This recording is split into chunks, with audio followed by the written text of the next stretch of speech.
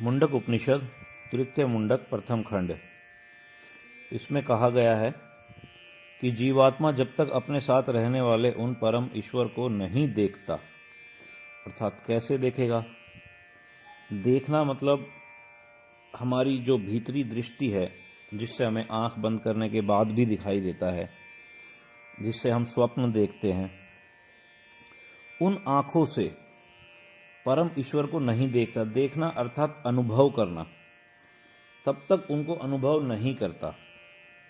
जैसे हमारे को बहुत सारी चीज़ों की नॉलेज नहीं होती, गणित, विज्ञान और हिस्ट्री, जो चीज़ें हमने कभी पढ़ी सुनी नहीं होती तो हमें उसके बारे में नहीं मालूम होता। ऐसे ही हमने ईश्वर को सिर्फ सभी लोगों से सुना है कि ये ईश्वर हैं, वो ईश्वर हैं, लेकिन हमने उस चीज़ की डीप कभी पढ़ाई नहीं करी। तो जब हम उसकी पढ़ाई करते हैं और मालूम चलता है कि वो ईश्वर आखिर किस रूप में है, किस प्रकार से है, कैसे हैं, तो जीवात्मा, आत्मा और स्वयं की पढ़ाई ये एक साथ ही चलती है। और इसमें कहा गया है कि जब तक जीवात्मा अपने साथ रहने वाले उन परमेश्वर को नहीं देखता, शरीर में ही आसक्त होकर इसी में निमग्न हुआ रहता है। अर्थात वह शरीर को ही मैं समझता है, पूर्ण मैं, जबकि यह शरीर में फेफड़े हैं, दिल है, गुर्दे हैं, किडनी है, हड्डियां हैं, मांस मज्जा है, खून है और पता नहीं कितने प्रकार की चीज़ों से यह बना हुआ है। जैसे कहते हैं पंच भूतों से बना हुआ है, धरती, अग्नि, वायु, जल, आकाश। तो इनमें से हम कौन है? और वैसे भी कहते हैं कि मांस मज्जा हमें माँ से, हड्डी शरीर हमें पिता से। तो इसमें हम कौन है और ईश्वर कौन है? इन बातों को जब तक हम पढ़ाई करके, ये एक विद्या है जिसको ग्रहण करना होता है, तो जब तक हम इस चीज़ की पढ़ाई नहीं करते तो हम पूरी की पूरी बॉडी को ही मैं समझते हैं। जबकि ये बॉडी तो कभी आज हम बड़े हैं, ये बॉडी कभी 10 साल की भी थी, ये बॉडी कभी 5 साल की भी थी, ये कभी बॉडी 1 साल की भी थी, ये कभी बॉडी 4 महीने की भी थी, 1 महीने की भी थी, पेट में भी थी, पेट से पहले ये भ्रूण भी थी, उससे पहले ये स्पर्म वीर्य भी थी, उससे पहले वीर्य जिन चीज़ों से बना है उस अवस्था में भी थी। तो बहुत सारी चीज़ों में अवस्था थी, बहुत सारी अवस्थाओं में थी। अब लेकिन अब इस शरीर को ही मैं मान लेना, जबकि ये शरीर समय समय पे बदलता आया है। कभी कुछ था, कभी कुछ था, आज कुछ है, कल कुछ और हो जाएगा, बूढ़ा हो जाएगा, मर जाएगा, फिर पंच तत्वों में समा जाएगा। तो ये तो बदलता रहता है। तो जो बदलता रहता है वो मैं कैसे हुआ? तो जब तक उस विद्या को व्यक्ति ग्रहण नहीं कर लेता और अपने साथ रहने वाले उन परमेश्वर को नहीं देखता, तब तक शरीर में ही आसक्त होकर इसी में निमग्न हुआ रहता है। अर्थात शरीर में अतिशय ममता, वह मैं में इतनी ममता कर लेता है, पहले मैं की रॉन्ग नॉलेज, और फिर उसके अंदर इतनी ममता करके उसके द्वारा भोगों के भोगने में ही रचा पचा रहता है। अर्थात शरीर के लिए ही जीता है।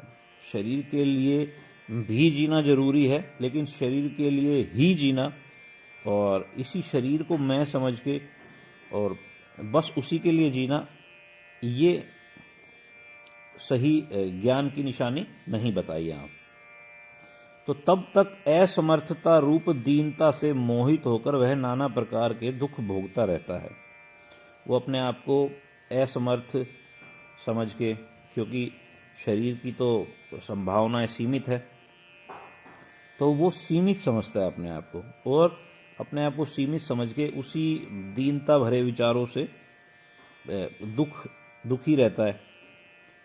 जब कभी भगवान की दया से वो हमारी जो आत्मा रूप है, कहते हैं हमारी बॉडी के अंदर एक कालराम है, आत्मा राम है, तो जब वह आत्मा राम जब कभी भगवान की दया से अपने से भिन्न, नित्य अपने ही समीप रहने वाले ईश्वर को और उनकी आश्चर्यमयी महिमा को, जो जगत में सर्वत्र भिन्न भिन्न प्रकार से प्रकट हो रही है, कितने शरीर हैं, कितने ब्रह्मांड है, धरती है, जलवायु है, वायु है, आकाश है, इतने सारे ग्रह नक्षत्र हैं, जो जगत में सर्वत्र भिन्न भिन्न प्रकार से प्रकट हो रही है, प्रत्यक्ष कर लेता है, जब उसकी गहराई को जान लेता है, उसके अंदर की बातों को जान लेता है, ये किस प्रकार हो रहा है, क्या हो रहा है, तो विद्या तो कहते ही हैं कि विद्या तो एक रोशनी है जो अंधेरे को काट देती है।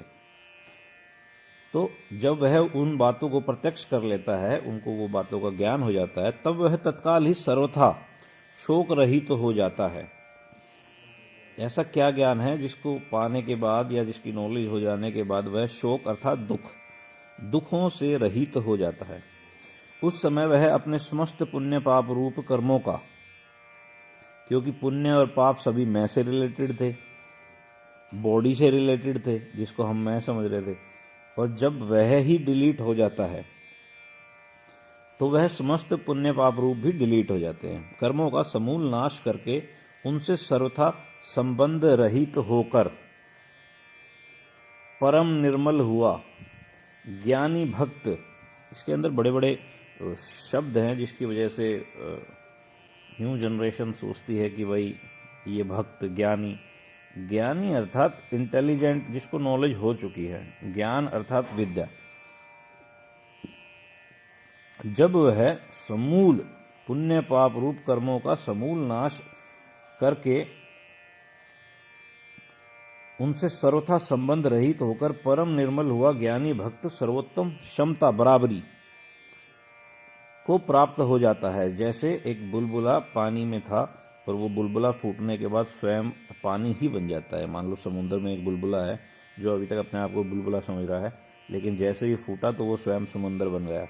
उस प्रकार की सर्वोत्तम समता को प्राप्त हो जाता है तथा वह लोक संग्रह के लिए भगवत आज्ञा अनुसार अपने वर्ण आश्रम के अनुकूल कर्म करता हुआ सबके आत्मा अंतर्यामी भगवान में ही क्रीड़ा करता है। जब वह उन सब चीज़ों को पहचान जाता है, उसको नॉलेज हो जाती है, तो एक नया जीवन स्टार्ट होता है।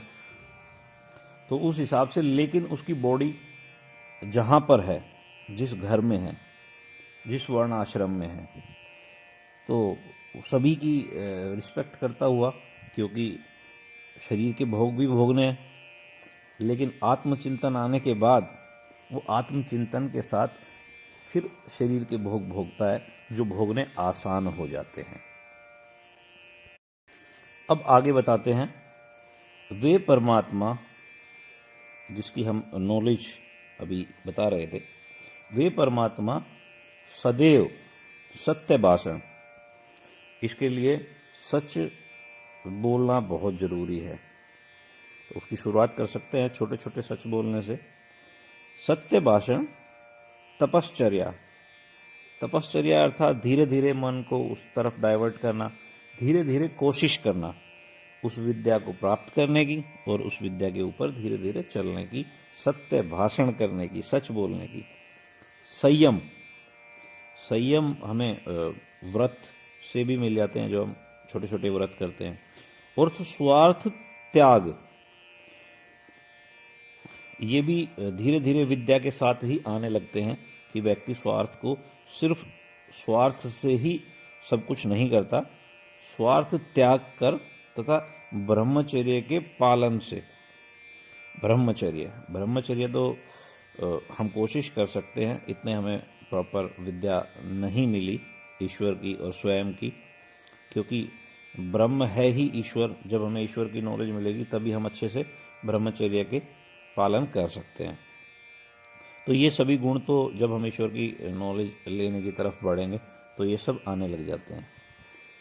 तो इसमें पहले ही बोला गया है, लेकिन पहले हमें कोशिश करनी है, लेकिन जैसे जैसे हम पढ़ते जाएंगे, विद्या ग्रहण करते जाएंगे, तो वो सब कुछ अपने आप ही आने लग जाता है। वे परमात्मा सदैव सत्य भाषण, तपश्चर्या, संयम और स्वार्थ त्याग तथा ब्रह्मचर्य के पालन से उत्पन्न यथार्थ ज्ञान द्वारा ही प्राप्त हो सकते हैं। इनकी जब हम कोशिश करेंगे मन से, तो धीरे धीरे हमें वो सिचुएशन प्राप्त होगी जिसके अंदर हम परमात्मा को समझ पाएंगे और उनके साथ हम जी पाएंगे अपना पूरा जीवन, उनके साथ रहते हुए। इनसे रहित होकर जो भोगों में आसक्त हैं, जो सिर्फ भोगों में आसक्त है, उनकी भी बोला गया है।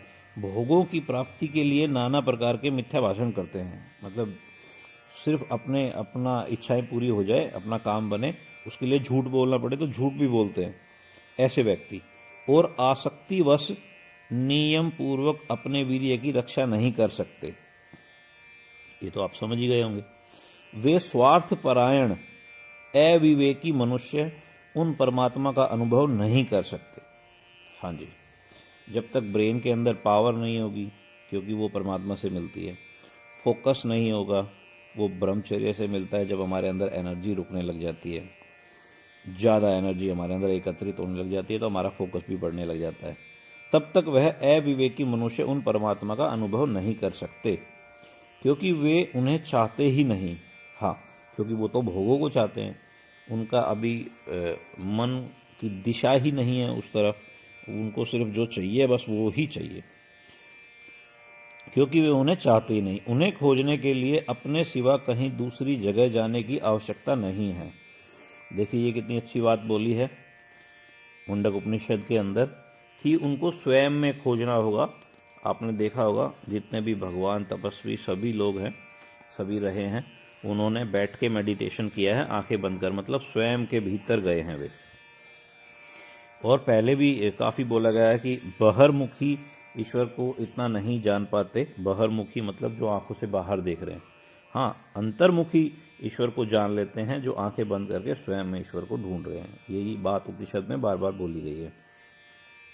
मनुष्य यदि भोगों से विरक्त होकर परमात्मा के चिंतन में लग जाता है, भोगों से विरक्त सारी उम्र के लिए नहीं होना होता। जैसे हम कोई भी कोर्स करते हैं, हॉस्टल में जाते हैं, कुछ दिन के लिए घर छोड़ते हैं, उसी प्रकार जब किसी ये विद्या लेते हैं तो कुछ समय के लिए हमें भोगों से दूर भागना पड़ता है, क्योंकि भोगों में लिप्त रहने से फिर हम कहीं और कुछ विद्या नहीं पढ़ पाते, कुछ नहीं कर पाते। तो इसलिए कुछ समय के लिए मनुष्य यदि भोगों से विरक्त होकर परमात्मा के चिंतन में लग जाता है, तब तो परमात्मा को प्राप्त कर लेता है। हाँ, आप किसी भी चीज़ के पीछे लगेंगे, पढ़ाई के पीछे लगेंगे, किसी साइंस की विद्या, कॉमर्स की विद्या, आर्ट्स की विद्या, किसी भी चीज़ के पीछे लगेंगे, आईपीएस की विद्या, तो हमें कुछ समय अपना देना पड़ता है लाइफ का, तब जाके हमें वो विद्या प्राप्त होती है। तो जो इस विद्या में इस तरफ भी अपने आप को अपने मन की दिशा करता है, तो वो परमात्मा को प्राप्त कर लेता है। और यदि वह भोगों की कामना करता है, हाँ, अब या तो परम ईश्वर को प्योर नॉलेज लेना है कि भाई हमें बिल्कुल वैसा हो जाना है, शून्य, और शून्य होते हुए फिर क्या नाम है, लाइफ बितानी है और सभी व्यवहार करने, भोगों को भी भोगना है, सभी चीज़ें करनी है। लेकिन जो परमात्मा उस विद्या को लेते हैं, भोगों की कामना करता है, मतलब जो उस विद्या को प्राप्त करने के बाद, प्राप्त करते हुए जो भोगों की कामना करता है कि भाई हमें ये भोग मिल जाए, ये भोग मिल जाए, तो उसको इतनी बुद्धि और इतनी विवेक मिल जाता है कि वो जो नॉर्मल भोग भोगना चाहता है या जो नॉर्मल काम करना चाहता है, उसके लिए भी उसको बहुत शक्ति मिल जाती है। तो वो वह कहते हैं इसमें कि और यदि वह भोगों की कामना करता है, ईश्वर को जान लेने के पश्चात तो वह इच्छित भोगों को प्राप्त कर लेता है। उसके अंदर इतनी पोटेंशियल आ जाती है कि वह अपने जो भी उसकी इच्छा हो उसकी पूर्ति के लिए वह वो वर्क कर सके, क्योंकि वह यदि सर्वथा निष्काम नहीं होते, सभी लोग निष्काम नहीं हो पाते प्योरली। वैसे तो ईश्वर को प्राप्त होने के बाद निष्काम होना बहुत ही अच्छी है, क्योंकि सबसे उत्तम गति वही है।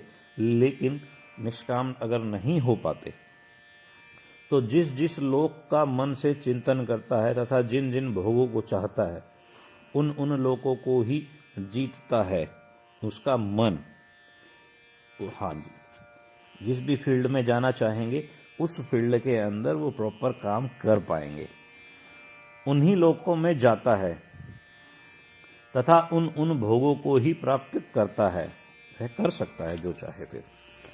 इसलिए ऐश्वर्य की कामना वाले मनुष्यों को चाहिए कि शरीर से भिन्न आत्मा को जानने वाले विशुद्ध अंतःकरण युक्त विवेकी पुरुष की सेवा, अर्थात आप अगर किसी से नॉलेज ले रहे हो, किसी से जान रहे हो इस विद्या के बारे में, तो आप किसी भी विद्या को प्राप्त करते हो तो अपने टीचर की जैसे रिस्पेक्ट करते हो, उसी तरह जिस व्यक्ति को इस विद्या के बारे में पता है उस गुरु की, टीचर की सेवा, आदर, सत्कार करें, जैसे हम अपने टीचर्स की करते हैं, क्योंकि वह अपने लिए और दूसरों के लिए भी जो जो कामना करता है वह पूर्ण हो जाती है। जी, क्योंकि उसने बहुत विद्या ले ली और वो गुरु है इस समय, तो वो जो मन से सोचता है वो आपके लिए कर सकता है, इसलिए उसका आदर सत्कार करना जरूरी है।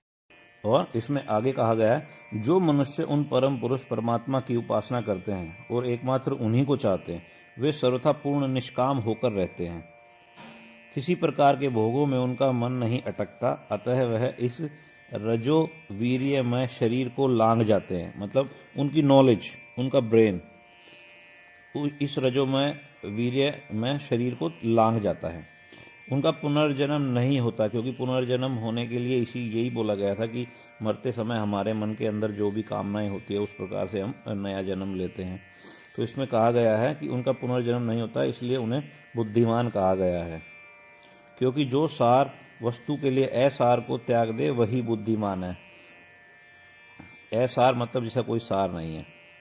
कामनाओं से ही जन्म मृत्यु का यह चक्र चलता रहता है, मगर जो ईश्वर को जानने वाले कामना रहित हो जाते हैं वह मोक्ष को प्राप्त हो जाते हैं। जैसे सभी कार्य समाप्त होने पर मनुष्य को आराम व शांति प्राप्त होती है। हाँ जी, हम कोई पढ़ाई कर रहे हों, कोई पेपर दे रहे हों, अगर हम पेपर वगैरह सभी चीज़ें दे दें और हमारा अच्छा चला जाए तो हम बड़ा रिलैक्स हो जाते हैं उसके बाद। उसी प्रकार जब हमें ये सब विद्या मिल जाती है तो हमें आराम सा मिल जाता है, क्योंकि यह बिल्कुल सच्ची बात है कि जो कोई भी उस पर ब्रह्म परमात्मा को जान लेता है वह ब्रह्म ही हो जाता है। देखिए कितनी अच्छी बात कही गई है। जैसे कृष्ण बोलते थे, मैं ही ब्रह्म हूँ, मैं ही ब्रह्म हूँ। ऐसे कोई भी व्यक्ति उस विद्या को अगर प्राप्त कर लेता है तो वो स्वयं ब्रह्म हो जाता है। वह सब प्रकार के शोक और चिंताओं से सर्वथा पार हो जाता है। जैसा अभी बताया था हमने, ये शोक और चिंताएं सभी शरीर से जुड़ी हुई है, शरीर से ही सारे संबंध जुड़े हुए हैं, उन्हीं का सुख दुख होता है इंसान के पास। और जब उनसे क्या नाम है ब्रेन की नॉलेज उनसे टच हो जाती है, उनसे अलग हो जाती है। अलग होने का मतलब ये नहीं कि हम परिवार को छोड़ देते हैं, सिर्फ नॉलेज के लेवल पे संपूर्ण पाप समुदाय से सर्वथा तर जाता है। हृदय में स्थित सब प्रकार के संशय, विपर्य, देह अभिमान, जी ये भी सब हमारे ब्रेन के एक लॉक हैं, जो हम वो पढ़ाई करते हैं तो वो सभी खुल जाते हैं। विषय आसक्ति आदि ग्रंथियों से सर्वथा छूट कर अमर हो जाता है। जब सारी चीज़ें सच्ची सच्ची दिखने लग जाती है, क्योंकि इस विद्या का कॉन्सेप्ट सत्य पे आधारित है, तो बहुत सारी झूठ में हम अपने आप को मार रहे हैं, तोड़ रहे हैं, मिटा रहे हैं। जब उस प्रकार की बातें पता चल जाती है तो इस प्रकार की जो संशय वाली ग्रंथियाँ है, विषय देह अभिमान है, विषय आसक्ति है, विषयों के प्रति आसक्ति है, उन ग्रंथियों से सर्वदा छूटकर अमर हो जाता है, जन्म मृत्यु से रहित हो जाता है, जिसका इस उपनिषद में वर्णन हुआ है। उस ब्रह्म विद्या के विषय में यह बात ऋचा द्वारा कही गई है। धन्यवाद।